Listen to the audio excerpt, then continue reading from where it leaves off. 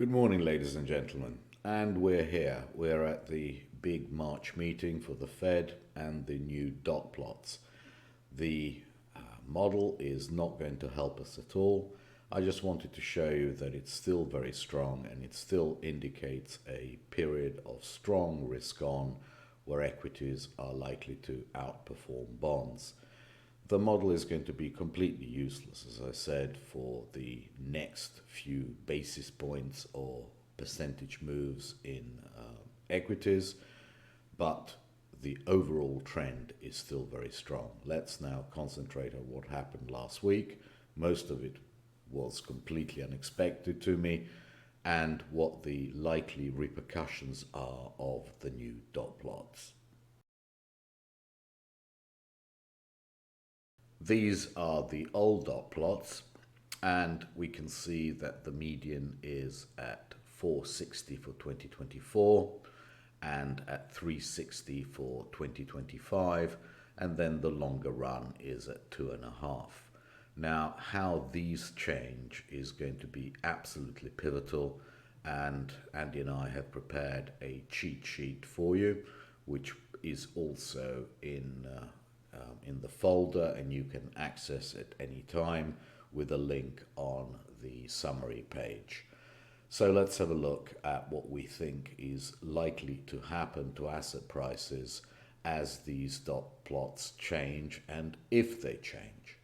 First of all, if the Fed looks through the current two data points that they've had about CPI and PPI and says we are still on track, i.e. it keeps 4.6 for 2024, which means 3 cuts for 2024, which is beginning to be increasingly unlikely, and then maintains the 3.6 for 2025 and the longer run, then the first initial move for everything is a relief rally.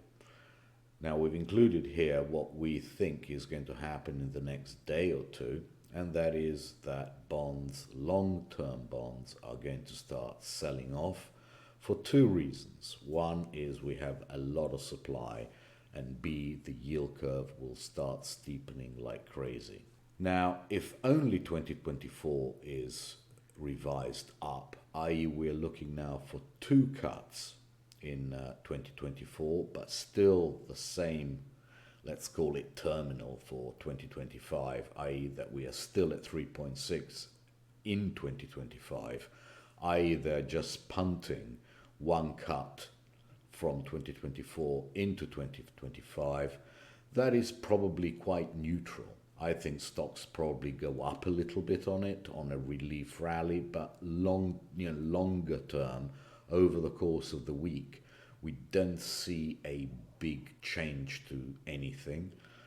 But the long bonds are still likely to sell off for the same reasons that they're likely to sell off here.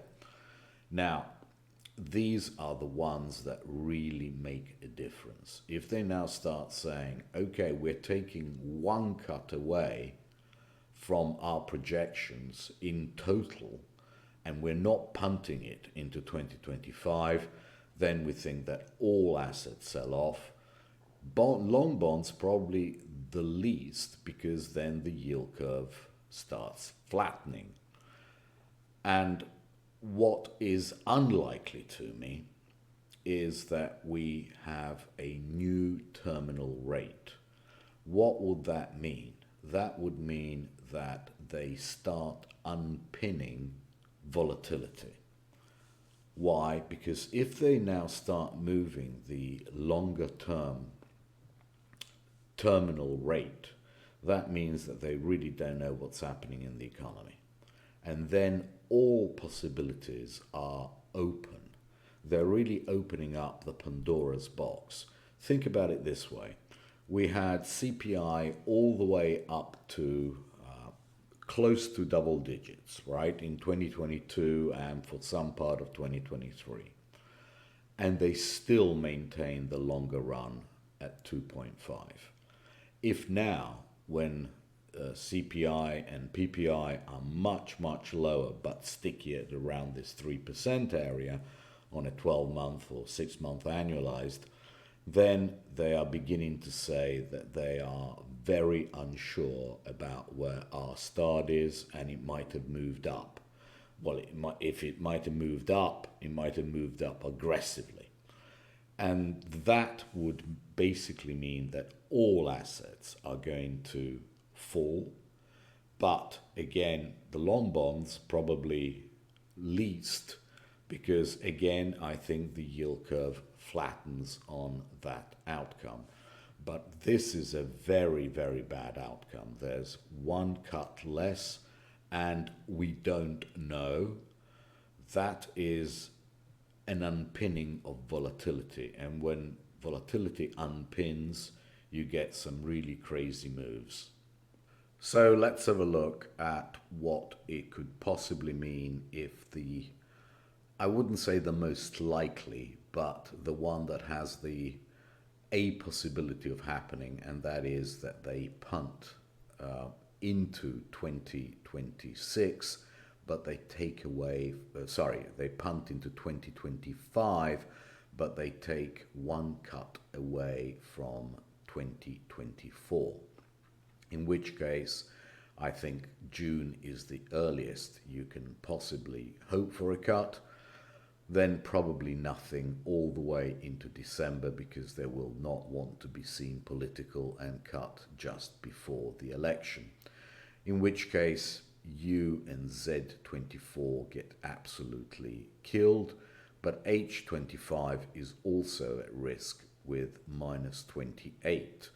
And then naturally it tapers off. So you're looking at U, Z, and H25 getting really, really hit hard, and the yield curve really flattening quite a lot. So have that one in mind.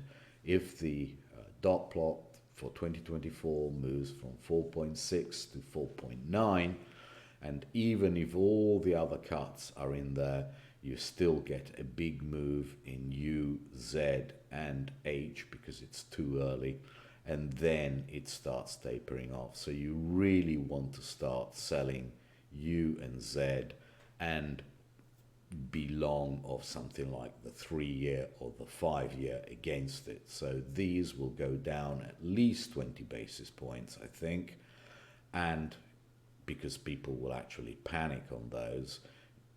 And really the 3 to 5 year area should go down a lot less. On the other hand, if they do keep 3, so you have June, September and December, we are fairly priced. But don't get me wrong, we will actually rally a little bit. It's going to be a relief rally. But what I'm saying, the front end does not go very far. We would be cheap by 3-4 basis points, 1 basis point. It's marginal, right? So the front end of the 2024s will rally a little bit because they're 3-4 basis point cheap, but also people will be, they will always exceed that. So the front end will go up by 10-12 basis points. But what I'm trying to say is that you don't buy it there.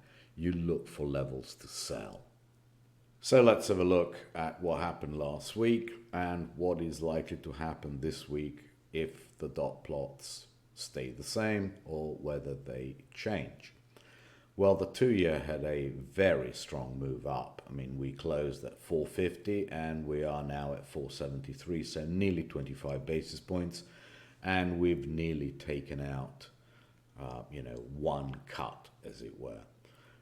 But that won't stop it, because as I showed you, if they take out one median cut for 2024, the very front part of the curve will be still 20 basis point rich, and it's got 20-25 basis points to go down.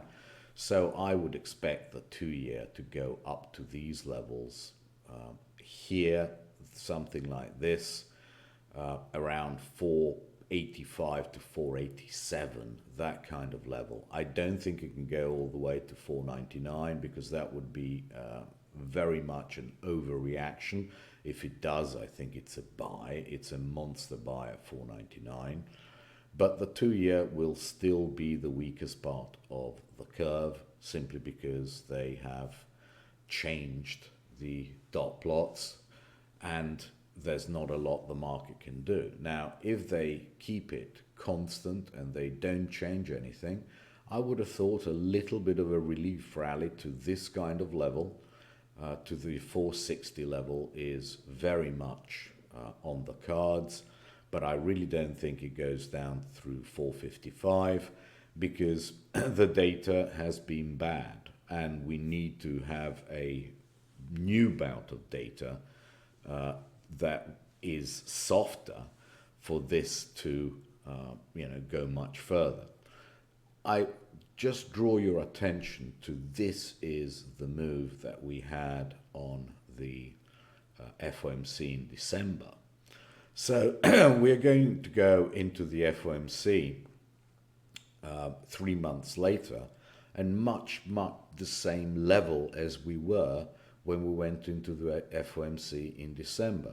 So what have we done? We have just undone all the extra bullishness, but no more. In which case, I think it's very unlikely that the market repeats what it did here. I think this kind of level is going to be as far as we can go because the data is nowhere near as good as it was then, and therefore I really don't see any reason for us to go through 455. Let's have a look at the longer tenures and notice how this is naturally the 5-year, but notice where we were. This is the bar for the last FOMC. We are now higher. We are higher in 10s as well, and we are higher in 30s especially. So you can see that the yield curve has been steepening. The 2 years are completely unchanged and all the others are higher.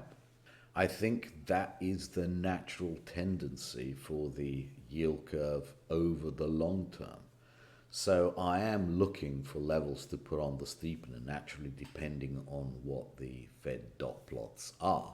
Because if the Fed dot plots basically say that we are taking away cuts, then that is certainly not what is going to happen in the short term. In fact, the opposite is going to happen in the short term. And let's have a look at 2s, 10s. They are likely to go and trade up here around this 60 level, and 5s, 30s are also likely to break upwards and go and trade towards zero.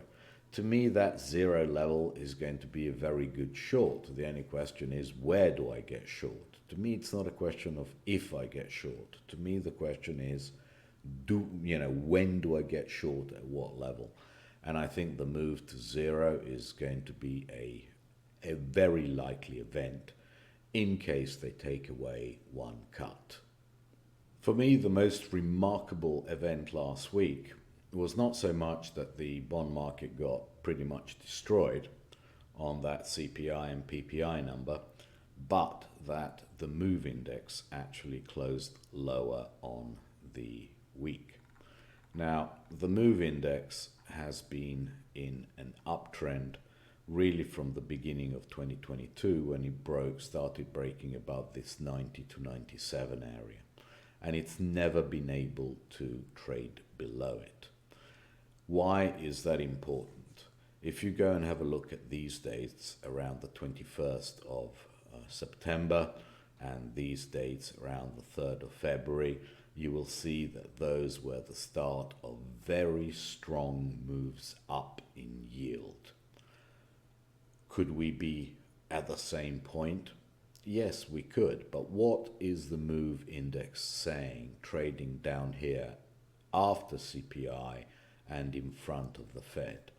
To me, the likelihood is that it's saying that we are in a range, that the Fed is likely to maybe at worst punt one cut from 2024 in 2025, but maintain where we will be in 2025 and maintain the longer run rate at 2.5%, which is neutral for everything.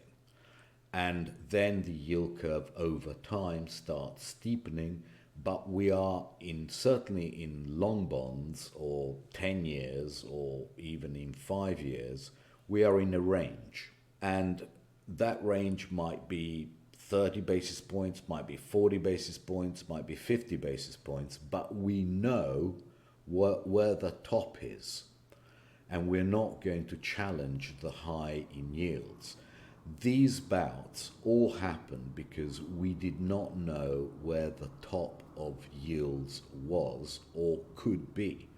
We were saying, well, maybe it's 5%, maybe it's 5.25%, maybe it's 5.5%, but we could go to 6%, we could go to 7%. A lot of people were talking some very silly levels.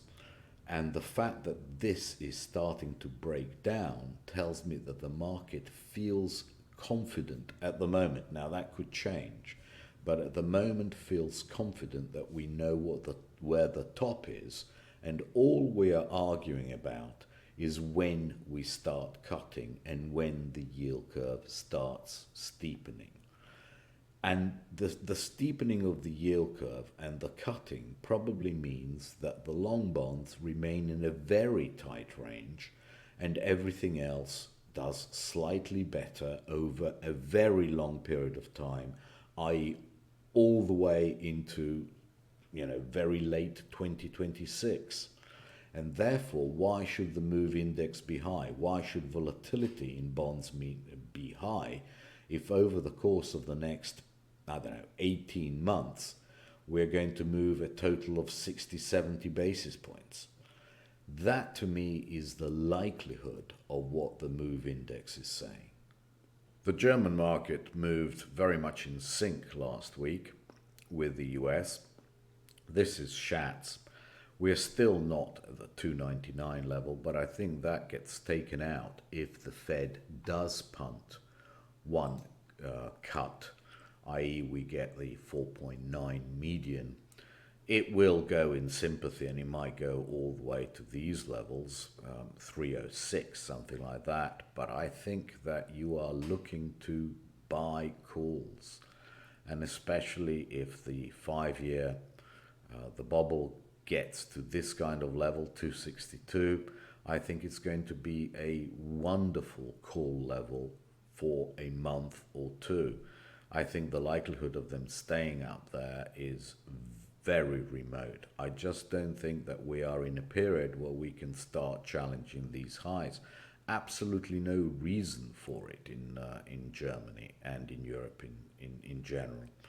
And in the tens, I certainly think we get to this 252 area, might even break it out to 257, but to me these are going to be levels where I look to buy calls in Germany and maybe sell some short end in the US, something like the 2-year. But this is, to me, these are going to be wonderful levels to accumulate calls for the longer term. Since we also have the BOJ, I just wanted to have a couple of words on the Japanese bonds. This is the 2-year note, and as you can see, last week actually went nowhere. So for people asking why is the yen weak, well, it's because the US rates are going up and Japanese rates are actually going slightly down. What is the Bank of Japan likely to do? And this has been leaked by the Nikkei. They're likely to abandon the negative policy, i.e. they don't want rates negative, but do they want them higher? That is the question, and I think the answer is no. And look where the 2-year note is. It's at 18, 19 basis points, and therefore it has done the move. Look at where the 5-year note is. It's 38 basis points, and look at where 10s are at 78 basis points. They're not even challenging the highs that we had back in October. And therefore, I think that these moves are completely discounted. And therefore, I don't think that anybody's going to start strengthening the yen hugely, which would put a lot of stress on the carry trades. I think that is extremely unlikely to happen because Japanese rates are still going to be anchored at these levels. They might buy less bonds, but that does not mean they're not going to buy bonds. It also doesn't mean that bond yields need to scream higher. Look how much lower we are than where we were, and we are terribly, terribly unlikely to break those highs. We might fill in a few gaps, but that is going to be not much worse than what the US is going to do. And therefore, if that relationship remains steady, I really see no reason to start panicking and buying the yen and abandoning carry trades, or speculating that other people will abandon carry trades. This is now a weekly chart of the 10-year Bund against the JGB. As you can see, last week it actually went up. I am pretty sure that we will not break through this 180 level, and that is what I'm looking for as a surrogate level to start shorting euro yen. I just want you to have that in the back of your mind and have the have the level marked so you can start seeing how that is going to play out against euro yen. And I think when we get there, that will be a decent level to start putting on some positions short euro, long yen. The dollar tried the downside, then it tried the upside, but I think this week it's going to decide which way it wants to go.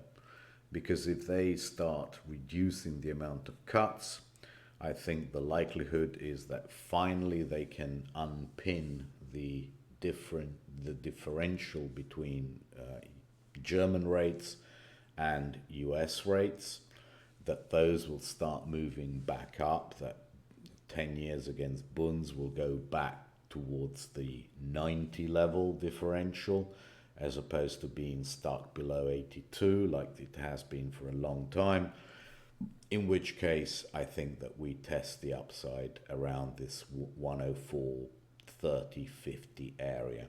That is the natural level that it can go to, and that is where all these the Bollinger Bands are, they're coming in. So I would expect an initial move to go and test it between 104.50 and 105 if they punt it. If they don't, we are going to have a move lower to at least this 101.92 level, I would expect.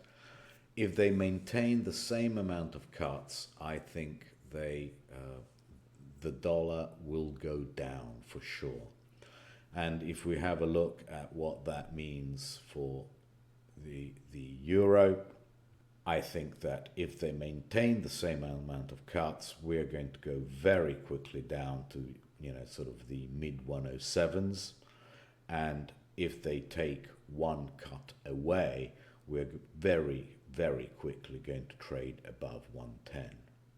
Just wanted to show you euro yen as well, and I think that what that 181 level in the differential between the Bund and the JGB will probably give us a new high. Just imagine how many stops there must be up here, right? And which will carry it all the way up into the 164s, and there will be more stops, and then that's it. Finito. We are topping out on the JGB against the 10s at a lower level than we got to, and the FX will probably be higher. All these stops will get taken out, and we can probably enter 165, 166. I think that is a very safe place to enter and look for lower levels all the way down to the 200-day moving average over time. That will be the final nail in the coffin of that differential price, I think. And then from then on, the risk reward at 165, 166 becomes overwhelming. Well, gold finally did something sensible last week, i.e. it came off. It's still beyond the Bollinger Bands, the weekly ones. So I think the likelihood is still for lower prices. Now, what is going to happen if there are cuts taken away, net cuts taken away? I think gold is going to be the most vulnerable, because not only will it mean that the Fed is data dependent and that the Fed really does care about inflation and it wants to contain inflation to 2%. Well, in that case, why should we be trading gold at these levels when we can get to 2% real rates, and real rates are at 2%? To me, it's very likely that gold comes back down to levels where it has always come back down from these highs, which is around the 2080 area. I really would not be a big buyer of gold before it gets to 2080.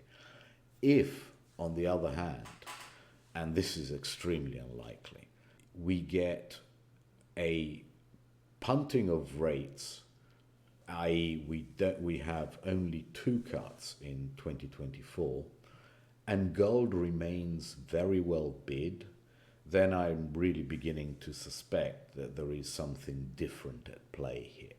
Am I prepared to be wrong? Absolutely, I'm prepared to be wrong. But if we get a punting into 2025, then I think gold should remain neutral. But if we get a cut taken away in total between 2024 and 2025, and gold does not come off, that would be the most surprising thing to me.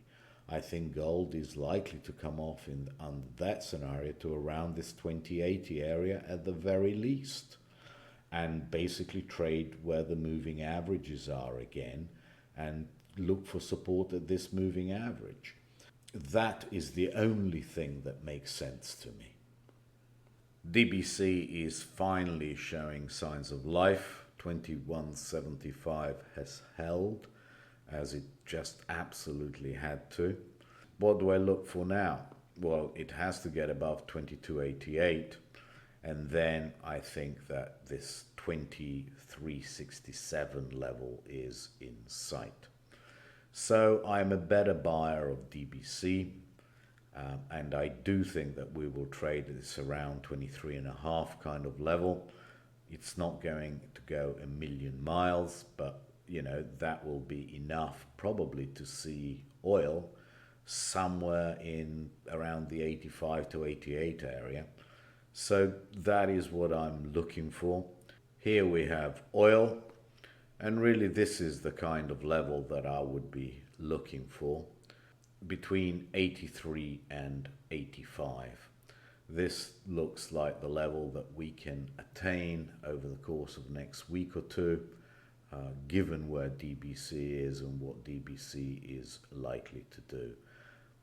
That to me seems a sensible kind of level to stop being bullish of oil.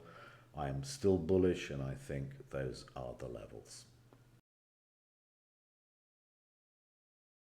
Equities, unfortunately, are doing not a lot wrong, and that is that's the problem. I find it very, very hard indeed to short equities, because I really don't see that we're doing anything wrong. This is a weekly chart, and really, I don't really want to start thinking that equities are going to break apart until we start trading below 50-30 and we start losing this red moving average. But that's not really the point. The point is that only an unpinning of the longer run neutral rate, i.e. from that chart that I showed you at the beginning of our expectations, if they start raising the longer term R starred, and that will unpin volatility. To me, volatility in that case starts going back up, and I'll show you a quick VIX chart, then starts going back up to 22. And that, of course, is going to have its effect on prices, and they will be much, much lower. But if all we get is one cut get taken away in total, i.e. option 3 from that chart that I showed you, then yes, equities are going to get hit. But where are they going to get hit to? They're going to get hit by 2-3%, and they're going to get hit to this kind of level. And really the best place to see it is here. We might go and fill this gap, okay, at whatever that level is, and which we can enlarge it and have a look. We're going to go down and fill this gap up to 49.80, and that is going to be just about the extent of it. These kind of levels are going to be where we're going to go, but that is nothing. That's a 3%, 4% move that we are looking for on the back of, oh, we're taking away one cut. Well, equities are really not going to care about that very much, and that is what people will buy them again, because there will be still in a risk on trade, and still we will be much better off buying equities than bonds longer term. So unless we start unpinning the longer term R star, and the Fed says we haven't got a clue where it is now, boys, and I think that is extremely unlikely, which is an aggressive sell in all assets. You just don't care what bid you hit a bid. Unless that happens, and to me that's the least likely outlook or probability, then equities are likely to be supported A, here at 50.48, and B, when we gap fill here at around the 49.75. I know people are going to say, well, that's a big move. No, in percentage terms, it's not. I also wanted to show you the monthly chart, because look, even if we go down to, 49.20, that is still very much within the monthly uptrend, and that would be an absolutely normal move. All we'll be doing is retesting the highs of January. 49th, this kind of level on an aggressive kind of sell, because the Fed has taken away one cut in total. It's not such a big deal. It really isn't. And it's just a normal retracement. And what the market will be doing is digesting this move up and spending a couple of months here and then going again. To me, that is nothing that one should be worried about, and certainly not risk off. And let's have a look at even the highest beta stocks in the Nasdaq. What is likely to happen? Well, let's enlarge this and let's have a look at what happened last week, which is not a lot. We basically remained within the Bollinger Bands, and on Friday we just struck them down a little bit, but still a very normal kind of behavior.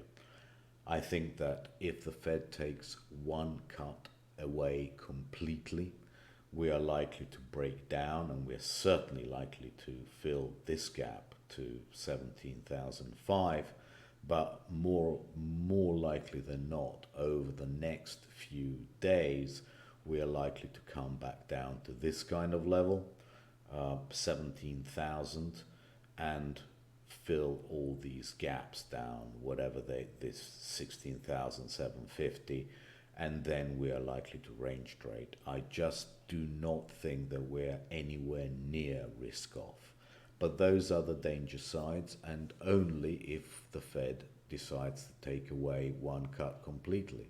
If it punts it just from 2024 into 2025, I think the likelihood is that we have some disappointment, but that we continue this range trade that we've been in since basically, late January.